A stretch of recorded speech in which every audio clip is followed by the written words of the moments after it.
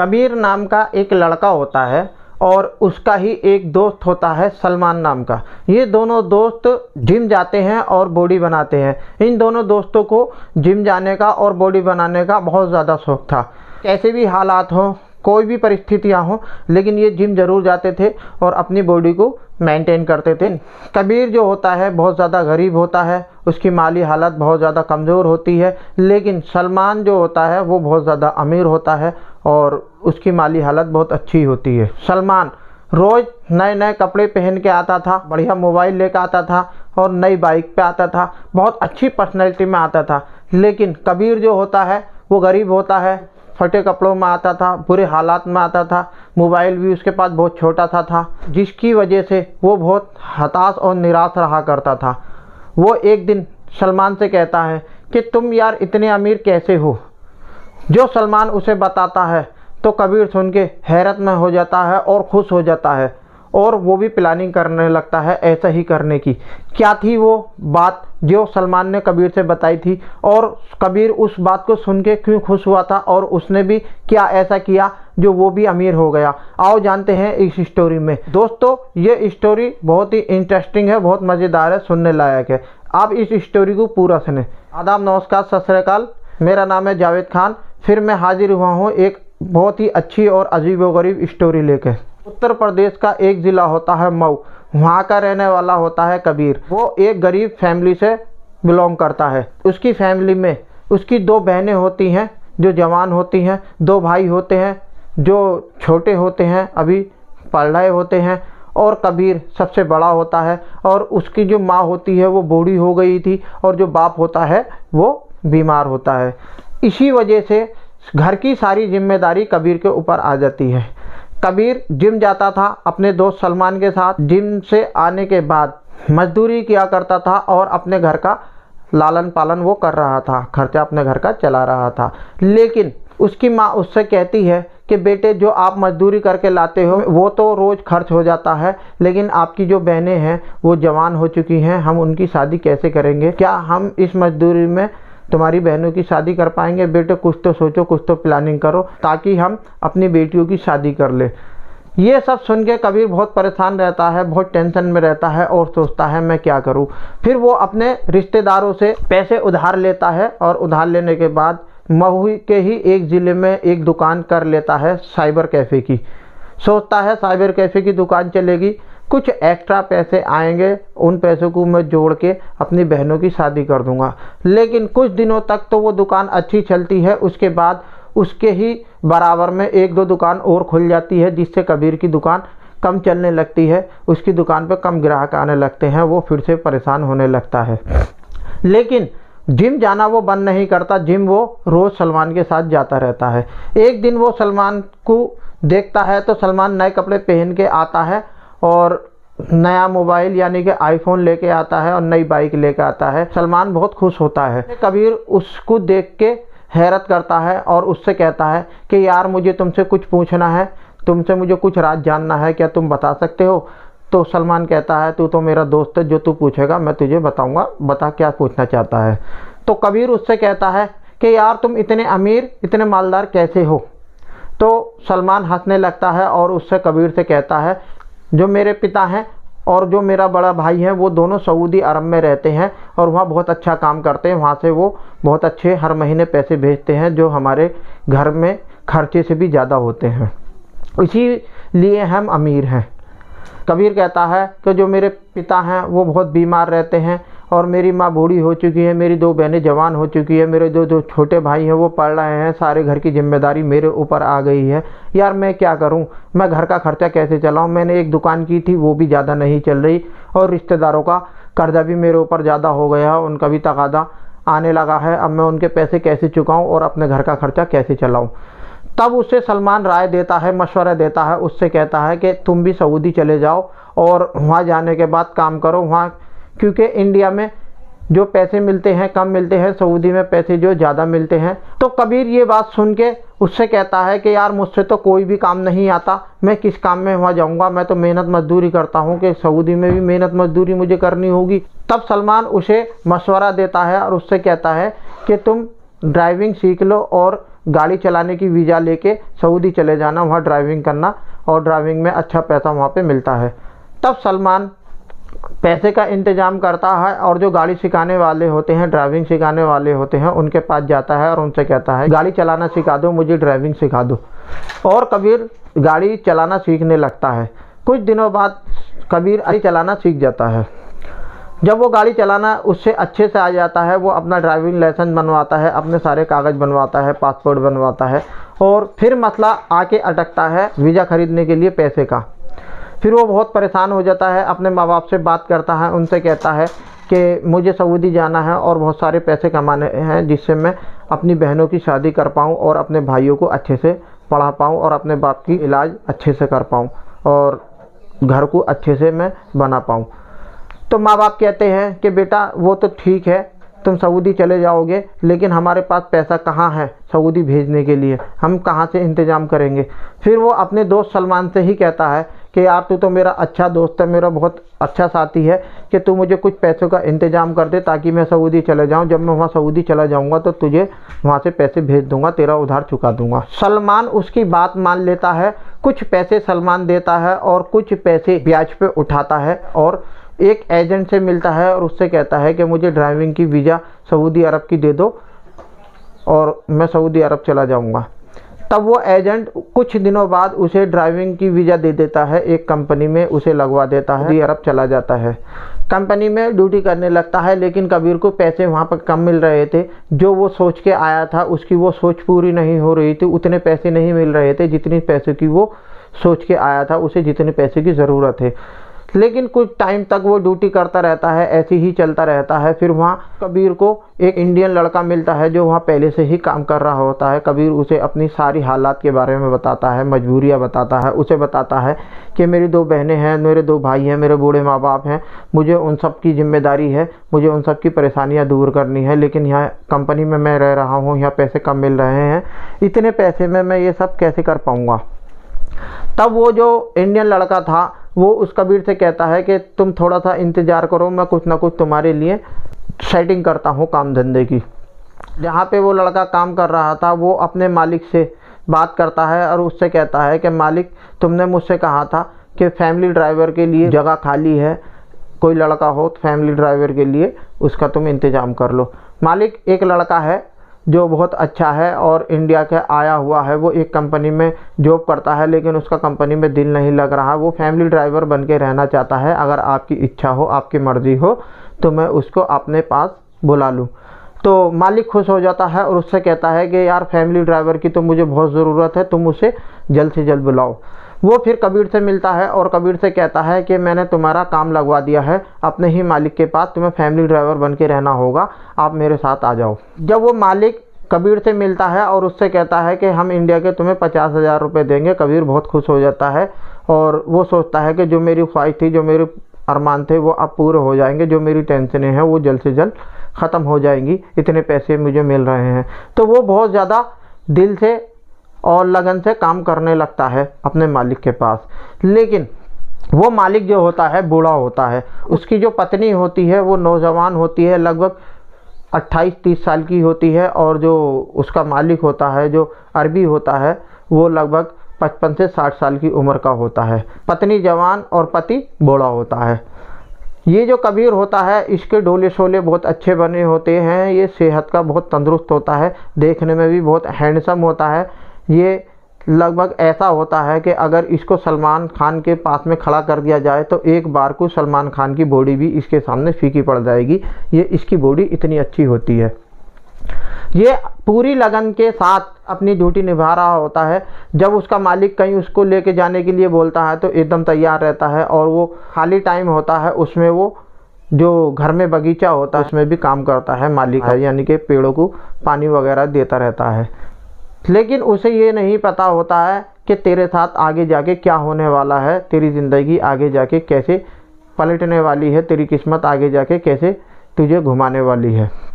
एक दिन अरबी उससे कहता है कि आज तुम्हारी जो मालकिन है मार्केट जाना चाहती है और तुम अपनी मालकिन को मार्केट ले जाओ और मैं आज घर पे आराम करूँगा, मेरी कुछ तबीयत ख़राब है। कबीर अपनी गाड़ी को तैयार कर लेता है और गेट पे लगा लेता है। मालकिन आती है और गाड़ी में बैठ जाती है। जब कबीर मार्केट की तरफ जा रहा होता है गाड़ी लेके, उसकी मालकिन उसके पास में बैठी हुई होती है। वो तिरछी निगाहों से कबीर को देखती रहती है।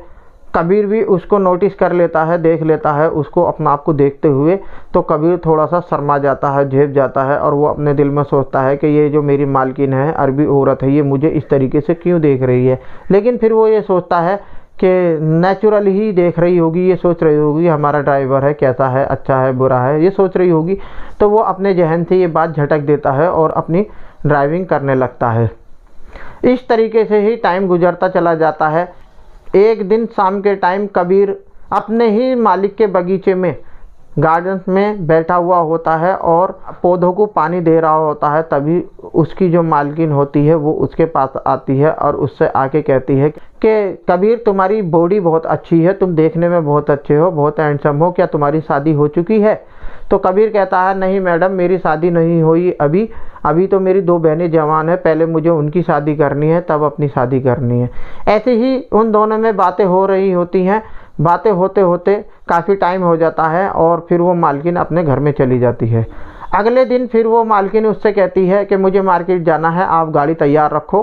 कबीर अपनी गाड़ी को तैयार रखता है। मालकिन आके उसके पास बैठ जाती है और मार्केट तरफ जाने लगते हैं। जब वो मार्केट में जाते हैं तो एक रेस्टोरेंट में गाड़ी मालकिन रुकवाती है और कबीर से कहती है, आप भी मेरे साथ आओ। वो अंदर जाते हैं और जाने के बाद वहाँ अच्छी डिश मंगाते हैं और वो कबीर से कहती है, आप भी मेरे साथ बैठ के खाओ। तो कबीर शर्माता है और कहता है कि नहीं मैडम, मैं आपके साथ बैठ के नहीं खा सकता, क्योंकि मैं आपका गुलाम हूँ, आपका नौकर हूँ, मैं आपके साथ बैठ के कैसे खा सकता हूँ। तो मालकिन कहती है, जब मैं आपको हुक्म दे रही हूँ, ऑर्डर दे रही हूँ, आप मेरे साथ बैठ के खाओ, वरना मैं आपके मालिक से शिकायत करूँगी कि आपने मेरा कहना नहीं माना। कहता है, ठीक है मालकिन, मैं आपका कहना मानता हूँ, और वो उसके साथ बैठ के खाने लगता है। जब वहाँ से खा पी के वो निमटते हैं, फिर कुछ शॉपिंग करते हैं और फिर वो घर आ जाते हैं। फिर जब शाम होती है, शाम होने के बाद कबीर फिर से पौधों को, पेड़ों को पानी दे रहा होता, तभी मालकिन आती है और आने के बाद उसके कंधे पे हाथ रख देती है। तभी कबीर पीछे देखता है तो मालकिन उसके कंधे पे हाथ रखी खड़ी होती है। तो कबीर चौंक के एकदम साइड हो जाता है और कहता है, मालकिन आप ये सब क्या कर रही हो, आप ऐसा मेरे साथ मत करो। तो मालकिन कहती है, क्यों डरते हो, क्यों घबराते हो, मैं लेडीज़ हूँ, मैं लेडीज़ होके नहीं घबरा रही, नहीं डर रही, तो तुम जेंट्स होके क्यों घबरा रहे हो, क्यों डर रहे हो। तो कबीर कहता है कि मालकिन मुझे माफ़ कर दो, मैं इसमें का लड़का नहीं हूँ, मैं आपके साथ इस तरीके से फ्री नहीं हो सकता, आप मुझे माफ़ कर दो। और कबीर ये कहते हुए पूरा पसीने में नहा जाता है और वो बहुत डरने लगता है, सहम जाता है और मालकिन से कहता है, मालकिन आप मेरे हालात पे मुझे छोड़ दो, आप घर में चले जाओ, वरना मेरा हार्ट फेल हो जाएगा, मुझे इतनी घबराहट हो रही है। तब मालकिन उसे छोड़ के घर में चली जाती है। फिर वो कबीर अपना आप को संभालता है, रिलैक्स करता है और अपने कमरे में जाके आराम करने लगता है, क्योंकि कबीर को पता होता है कि सऊदी अरब में शरिया कानून लागू है। वहाँ पे रेप करने वालों को, नाजायज़ संबंध बनाने वालों को इबरतनाक सज़ा मिलती है और वहाँ पे डायरेक्ट फांसी की सज़ा होती है, या गर्दन तलवार से काटने की सज़ा होती है, या पत्थरों से मारने की सज़ा होती है। ये सब जानता था कबीर। उसे यही डर लग रहा था कि मैं अपनी मालकिन के साथ संबंध बनाऊंगा, अपनी मालकिन को अगर मैं प्यार करूंगा और मुझे किसी ने देख लिया तो मुझे यहाँ मौत की सज़ा हो जाएगी, और मेरे जो इंडिया में बूढ़े माँ बाप हैं, मेरी बहनें, मेरे भाई हैं, वो बेसहारा रह जाएंगे और मेरा इंतज़ार करते रह जाएंगे और मेरी वहाँ पे बॉडी तक नहीं जाएगी। ये सब सोचने के बाद वो बहुत घबराता है, बहुत डरता है और अपने कान पकड़ के कहता है कि मैं किसी भी हाल में अपनी मालकिन का कहना नहीं मानूंगा। और वो सारी रात हो जाती है, वो सो भी नहीं पाता इस टेंशन में। जब सुबह होती है लगभग 5 बजे जाके उसकी आंख लगती है और वो सो जाता है। जब सुबह हो जाती है, ज़्यादा टाइम हो जाता है, उसका जो मालिक होता है वो देखता है कि कबीर अभी तक नहीं आया, सो के उठ के उसे मार्केट जाना था। तब वो कबीर के कमरे में जाता है और उसे देखता है तो कबीर सो रहा होता। तो कबीर से जाके कहता है कि सुबह के 10 बज चुके हैं और तुम अभी तक सो रहे हो। तो कबीर हड़बड़ा के उठता है और कहता है, मालिक मुझे रात देर से नींद आई है तो मैं सो रहा हूँ, अभी उठता हूँ। तो मालिक कहता है, जल्दी तैयार हो, हमें मार्केट जाना है। तो फिर कबीर जल्दी से तैयार होके जाता है और मालिक के साथ मार्केट चला जाता है। फिर शाम हो जाती है और मालिक कहीं बाहर चला जाता है। फिर वो कबीर पार्क में बैठा हुआ पेड़ों को पानी दे रहा होता, तभी मालकिन आ जाती है और उससे कहती है, जो मैंने तुमसे कल कहा था तुमने मुझे उसका जवाब नहीं दिया, मुझे उसका जवाब हर हाल में आज ही चाहिए। कबीर उसे समझाता है कि मैडम यहाँ शरिया कानून है, अगर मैं आपके साथ रिलेशन बनाऊंगा, आपको प्यार करूंगा, आपके प्यार में पड़ जाऊंगा और मालिक को पता लग गया या यहाँ की सरकार को पता लग गया तो वो मुझे बेदर्दी से मार देंगे, मेरी गर्दन उड़ा देंगे या मुझे फांसी दे देंगे। मुझे ये सब नहीं करना है। मेरे घर वालों को कौन देखेगा, उनकी जिम्मेदारी कौन उठाएगा। तब वो मालकिन यानी कि अरबी औरत उससे कहती है कि कबीर ऐसा नहीं होता, प्यार को इतनी छुपा के करेंगे जो किसी को पता ही ना लगे। जब मैं अपनी मर्जी से तुमसे प्यार करूंगी तो हमारे प्यार के बारे में किसी को पता कैसे लगेगा। हम किसी को भी इस प्यार को पता नहीं लगने देंगे। मैं तुमसे ये नहीं कह रही कि तुम मुझसे शादी करो, बस मैं ये कह रही हूँ कि जो मेरे शरीर की ज़रूरतें हैं वो तुम मुझे पूरा करो और जो तुम्हारी ज़रूरतें वो मैं तुम्हारी पूरा करूँगी। तुम्हें जो पैसे मिलते हैं नौकरी में उसमें तुम्हारी टेंशनें जल्दी से ख़त्म नहीं होंगी, लेकिन तुम मेरी ख्वाहिशों को पूरा करोगे तो मैं तुम्हें अलग से भी पैसे दिया करूँगी, जिससे तुम्हारी टेंशनें ज़रूरतें जल्दी पूरी हो जाएंगी। कबीर ये सुनता है, सुनने के बाद सोचता है कि मालकिन सही कह रही है, अगर मैं इसकी बात मान लूँगा तो ज़्यादा मुझे ये पैसे देगी और जो मेरी टेंशनें हैं यानी कि जो मेरी बहनें हैं मैं उनकी जल्द से जल्द शादी कर दूँगा, जो मेरे भाई मैं उन्हें अच्छे से पढ़ा लूँगा, जो मेरे बाप हैं मैं उनका इलाज अच्छे से कर लूँगा। कबीर सोचता है और अपनी मालकिन से कहता है कि मालकिन मैं अपने आप को आपको सौंप सकता हूँ, लेकिन मेरी ज़िंदगी और मेरी इज्जत दोनों आपके हाथ हैं।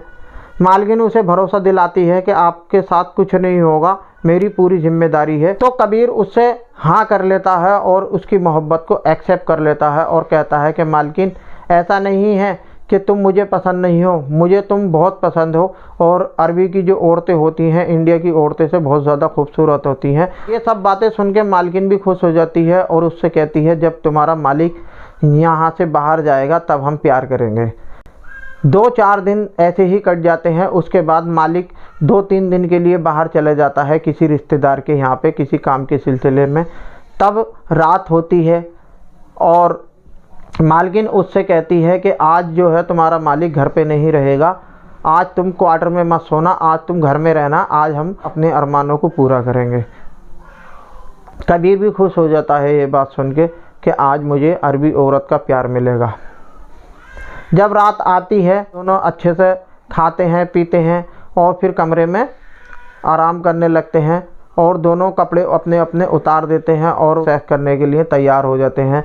तभी मालकिन उठती है, उठने के बाद अलमारी खोलती है, वहाँ से एक तेल निकाल के लाती है और कबीर से कहती है आप सीधे होकर लेट जाओ। कबीर सीधा होकर लेट जाता है तो उसकी नाभि में वो तेल डाल देती है और कबीर से कहती है कि इसे धीरे धीरे सहलाते रहो, ये जो तेल है तुम्हारी नाभि में अंदर चला जाना चाहिए। तब कबीर मालकिन से कहता है मालकिन ये क्या है, ये क्या आप डाल रही हो, इससे क्या होगा। तो मालकिन कहती है कि तुम जवान हो, तंदुरुस्त हो और तुम्हारी पर्सनैलिटी ऐसी है कि इंडिया में तुम्हारे साथ कुछ लड़की ज़रूर रही होंगी, किसी ने तुम्हारे साथ संबंध ज़रूर बनाया होगा। तो कबीर कहता है कि हाँ इंडिया में मेरे साथ 2 लड़कियों ने संबंध बनाया है। तो मालकिन कहती है कि देखो ये मैंने जो तेल तुम्हारी नाभि में डाला है, इस तेल के बाद जब मेरे साथ तुम सेक्स करोगे, रिलेशन बनाओगे तो तुम महसूस करना कि जो तुमने इंडिया की लड़कियों के साथ सेक्स किया था उसमें ज़्यादा मज़ा आया, ये आज जो तुम सेक्स करोगे उसमें ज़्यादा मज़ा आया। फिर वो मालकिन जो होती है खुद भी लेट जाती है और अपनी नाभि में वो तेल डाल लेती है। वो कबीर उससे पूछता है ये तेल है कौन था, इस तेल का क्या नाम है। तो जब वो मालकिन बताती है ये असली जैतून का तेल है, जो अरबी लोग होते हैं वही इसको इस्तेमाल करते हैं। रिलेशन बनाने के पहले, सेक्स करने से पहले वो अपनी नाभि में इसको डालते हैं और सेक्स करते हैं, जिससे जो मेन पावर होती है, सेक्स पावर होती है, वो बढ़ जाती है और सेक्स करने का मज़ा दुगना हो जाता है। कबीर ये बात सुन के खुश हो जाता है और सोचता है कि आज मालकिन के साथ दिल भर के मैं सेक्स करूँगा, जो मेरे अरमान है मैं उसको पूरा करूँगा। 2 घंटे तक फिर उस कमरे में वासना का वहाँ खेल चलता रहता है। जब 2 घंटे हो जाते हैं और वो तूफान थमता है तब उन दोनों को होश आता है और वो थक हार के आराम करने के लिए लेट जाते हैं। और वो मालकिन उससे कहती है कि कबीर बताओ कि तुम्हें आज ज़्यादा मज़ा आया जो इंडिया में तुमने सेक्स किया था या वहाँ ज़्यादा मज़ा आया था। वो कबीर कहता है कि मुझे ऐसा महसूस हुआ है कि जैसे कि मैंने पहली बार ही सेक्स किया है और मुझे अजीब व गरीब खुशी हुई है कि ऐसा रिलेशन बनाने का मज़ा, ऐसा सेक्स करने का मज़ा कभी नहीं मिल सकता। एक तो तुम खूबसूरत हो, जवान हो, तगड़ी तंदुरुस्त हो, और ऊपर से तुमने जो ये तेल डाला था नाभि में, इससे मेन पावर बढ़ गई थी। आज बहुत ही मज़ा आया।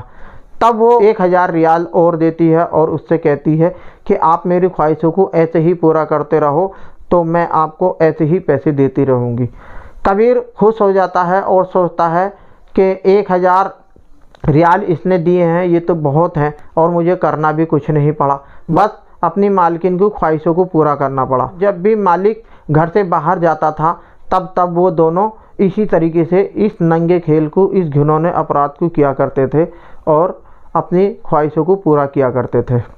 ऐसे ही करते करते लगभग 2 से 3 साल हो जाते हैं और जब वो एक दिन कबीर अपने कमरे में लेटा हुआ होता है और अपने माँ बाप से बात कर रहा होता है तो उनसे पूछता है कि तुम्हारी ख्वाहिशें पूरी हो गई, तुम्हारी टेंशनें पूरी हो गई।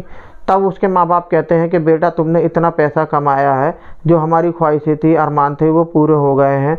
तुम्हारी बहनों का दोनों के रिश्ते लग गए हैं और दहेज भी पूरा इकट्ठा हो गया है। बस अब तुम सऊदी से जल्दी से घर आ जाओ और इन बहनों की शादी कर दो। कबीर अपनी मालकिन से कहता है कि मुझे अब इंडिया जाना है, अपनी बहनों की शादी करनी है और अपने भाइयों की देखभाल करनी है, अपने माँ बाप की भी देखभाल करनी है। तो जो उसकी मालकिन होती है वो निराश हो जाती है और उदास हो जाती है। वो कहती है कि तुम इंडिया चले जाओगे तो वापस नहीं आओगे, फिर मेरी ख्वाहिशें कौन पूरा करेगा, मैं तुम्हें इंडिया नहीं जाने दूंगी। तुम इंडिया मत जाओ, और पैसे की ज़रूरत हो तो पैसे ले लो, लेकिन इंडिया मत जाओ। तब कबीर उससे कहता है कि मैडम ऐसे कैसे हो सकता है कि मैं अपने इंडिया को, अपने घर वालों को तुम्हारी खातिर छोड़ दूँ। नहीं, ऐसा नहीं हो सकता, मुझे इंडिया हर हाल में जाना होगा। तो मालकिन उससे कहने लगती है कि अगर तुम इंडिया जाओगे तो मैं तुम्हारे मालिक को तुम्हारी हरकतें बता दूंगी और उनसे कहूँगी कि तुम मुझे छेड़ते हो और तुमने मेरे साथ रेप किया है, मैं तुम्हें फंसा दूंगी, तुम्हें मैं सज़ा दिलाऊंगी, तुम इंडिया मत जाओ। कबीर ये बात सुन के बहुत डर जाता है, बहुत घबरा जाता है और मैडम से, अपनी मालकिन से रिक्वेस्ट करने लगता है, कहने लगता है कि मैडम ऐसा सब मत करो मेरे साथ, ये तो बहुत गलत कर रही हो मेरे साथ। तो मालकिन कहती है कि मैं क्या करूं, मैं मजबूर हूं। जो तुम्हारा मालिक है वो बूढ़ा हो चुका है, उससे मेरी शरीर की ज़रूरतें पूरी नहीं होती और ना ही कोई और मेरी ज़रूरतों को पूरा कर सकता है। तुम घर में ही रहते हो, हमारे इस रिलेशन के बारे में किसी को पता नहीं लगता, कोई शक नहीं करता है और हमारा काम भी पूरा होता रहता है। इसीलिए मैं तुम्हें रोकना चाहती हूँ, लेकिन तुम घर जाना चाहते हो, मेरी ख्वाहिशों को मारना चाहते हो, ऐसा मैं नहीं होने दूंगी। तब कबीर प्लानिंग बनाता है, सोचता है कि अपनी मालकिन से कैसा छुटकारा पाया जाए, उसे कैसा धोखा दिया जाए। वो कुछ दिन तक और अच्छे से अपनी मालकिन से प्यार करता है और उसकी ख्वाहिशों को पूरा करता है और उसे अच्छे से अपने भरोसे में लेता है और उसका दिल जीत लेता है और ज़्यादा प्यार करके। एक दिन अपनी मालकिन से कहता है कि मैं तुमसे बेइंतहा मोहब्बत करने लगा हूँ, बेइंतहा प्यार करने लगा हूँ। मैं तुम्हारे खातिर अपनी गर्दन भी कटा सकता हूँ, फांसी भी चढ़ सकता हूँ, मैं कुछ भी कर सकता हूँ और मैं तुम्हारे खातिर, तुम्हारी मोहब्बत में अपने घर वालों को भी छोड़ सकता हूँ। जो तुम कहोगी वो मैं करूँगा। अब आप टेंशन फ्री हो जाओ, मैं आपको छोड़ के कहीं नहीं जाऊँगा। तो ये बात सुन के मालकिन भी खुश हो जाती है और उसकी तरफ से फ्री हो जाती है कि अब ये मेरा दीवाना हो गया है, अब ये कहीं नहीं जाएगा। ऐसे ही टाइम गुजरता रहता है और उन दोनों के बीच में वासना का खेल चलता रहता है। लेकिन कबीर जो होता है अपने दिमाग में प्लानिंग कर ली होती है कि मुझे हर हाल में यहाँ से निकलना है और अपने इंडिया जाना है। एक दिन जब वो वासना का खेल खेल रहे होते हैं, सेक्स कर रहे होते हैं, तब वो अपनी मालकिन से कहता है कि मालकिन, मेरी सिर पे थोड़ी सी जिम्मेदारी है, 2 बहनें हैं, उनकी शादी करनी है, बूढ़े बाप का इलाज करना है, 2 भाइयों की पढ़ाई करानी है, उनका एडमिशन कराना है। बस मैं तुम्हें छोड़कर कहीं नहीं जाऊंगा कि मुझे 1 महीने की छुट्टी दे दो, बस मैं इंडिया जाके और अपनी दोनों बहनों की शादी करके आ जाऊंगा वापस आपके पास और हमेशा फिर आपके ही साथ रहूंगा। मालकिन उससे मना करती है, लेकिन वो अपने प्यार में मालकिन को फांस लेता है और उसे भरोसा दिलाता है कि मैं वापस हर हाल में आ जाऊंगा, आप टेंशन मत लो। मालकिन उसकी बातों में आ जाती है और उससे कहती है ठीक है, तुम इंडिया चले जाओ, लेकिन तुम्हें हर हाल में वापस आना होगा। अगर आप वापस नहीं आए तो मेरा दिल टूट जाएगा। और वो कहता है कि नहीं, तुम टेंशन मत लो, मैं हर हाल में वापस आऊँगा। और वो ऐसे कह के इंडिया वापस आ जाता है।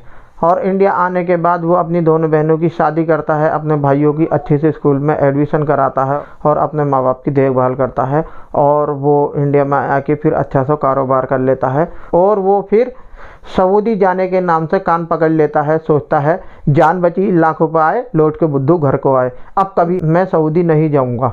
डियर फ्रेंड, देखा आपने कैसे होशियारी एक लड़की ने की और अरबी औरत के जाल से वो बच गया, वरना वो ऐसा फंस गया था कि कभी इंडिया नहीं आ सकता था।